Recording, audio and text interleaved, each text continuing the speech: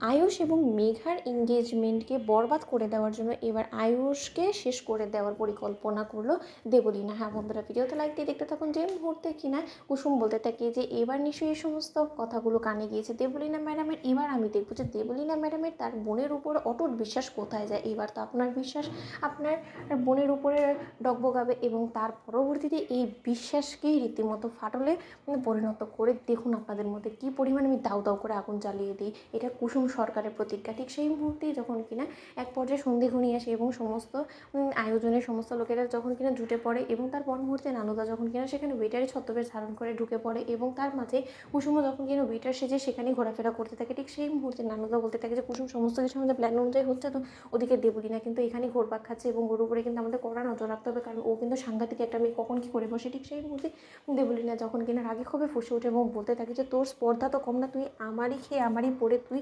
আমার দৌলতে এই রাজা রাজত্ব সাম্রাজ্য সমস্ত কিছু পেতে চলেছে, সেখানে কিন্তু তুই আমার হয়ে যে কাজটা করতে গেলে তুই সেটাই ভুলে গেলি। নিজের স্বার্থের কাছে আমার প্রতি তোর ভালোবাসাটা হেরে গেল। এবার তুই দেখ মেঘা, তোর আমি কী অবস্থা করি, কারণ তোর উপরে বিশ্বাস করেছি আমি কত বড় একটা ঠকেছি এবং তুই যে আমার সঙ্গে বিশ্বাসঘাতকতা করে মোটেও কাজটা ঠিক করিসনি, সেটা এবার তুই অক্ষরে অক্ষরে টের পাবি। ঠিক সেই মুহূর্তে যখন কিনা মেঘার মেকআপ বিগড়ে দেওয়ার জন্য যখন কিনা হঠাৎ করে মেডিসিন মেশানো একটা স্প্রে দূর থেকে যখন কিনা মেঘার চেহারায় ছিটিয়ে দিয়ে সেখান থেকে দেবলীনা পালিয়ে যায়, ঠিক সেই মুহূর্তে তার পরবর্তী সময় থেকে যখন কিনা মেঘার সেই চেহারায় জ্বালা পোড়া শুরু হয়ে যায় এবং মেঘা যখন কিনা চিৎকার চেঁচামেচি করতে থাকে, অন্যদিকে ইন্দ্রাণী গাঙ্গুলি এবং মীনাক্ষী যখন কিনা সেখানে ছুটে গিয়ে বলতে থাকে যে কী হয়েছে মেঘা। ঠিক সেই মুহূর্তে মেঘা বলতে থাকে যে আমার অনেক বেশি চেহারাটা জ্বালা পোড়া করছে, কেন করছে এরকম কিছুই বুঝতে পারছি না মনি। ঠিক সেই মুহূর্তে যখন এটা দেবলীনা বলতে থাকে যে সবেমাত্র তো শুরু করেছি, এবার দেখ প্রতি পদে পদে তোকে আমি কি নাজেহাল অবস্থা করে ফেলি, তোর এমন অবস্থা করবো যে তুই আজকের এই ইভেন্টে কোনো মতে যাতে তুই প্রেজেন্টেবল হতে না পারিস সেই ব্যবস্থাই আমি করবো। ঠিক সেই মুহূর্তে